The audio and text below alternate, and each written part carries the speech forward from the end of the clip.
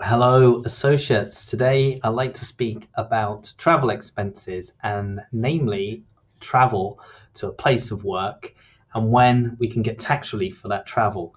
So, if we are traveling from our home to dental practice, when we arrive at that dental practice, that is going to be our place of work. That's where we start work. That's where the tax office will recognize you're going to be working from. So any travel cost between home and a permanent place of work is always going to be classed as a commuting journey and not allowable for tax. Where you choose to live and where you choose to work is a private arrangement. If you live next door to your practice or you live 100 miles away, it doesn't make any difference. The issue is we can get tax relief when we know we're going to be working at a place that may be a temporary location.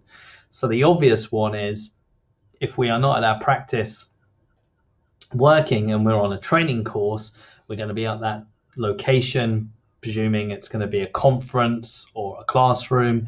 If we're there for a limited period of time or a temporary reason, we know we can get tax relief from traveling from home to that place of learning.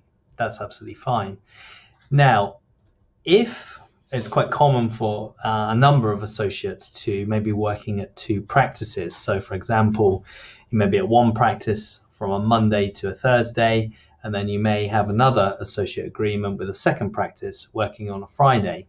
Now, it could be that the second Friday practice, you're there for a short period of time. Maybe you've only agreed a 12-month contract or a 24-month contract, and you want to get a feel for the place and you want to get an understanding of the practice and the owner, how things operate before you commit to a longer term contract. So what you might be saying is, well, actually, the Friday it's just a temporary place to me, but what we need to look at is, are you traveling there every Friday and are you traveling there for a temporary reason? And the answer is yes, I am traveling there every Friday. Now, you may think you're traveling there for a temporary reason, but the practice doesn't see it as temporary. They may have given you a 12-month contract and they'll be expecting you to be there every Friday for that period as a permanent place of work. So that's what the tax office will look at. They'll say your travel on a Friday, yes, it is for 12 months, but it's a permanent place of work for those 12 months, or what they call a fixed term appointment. Therefore, no tax relief is available on that journey. Now, it could be that you turn up on the Friday morning for work and they send you to a second practice in completely a different direction to maybe cover for an absence or sickness.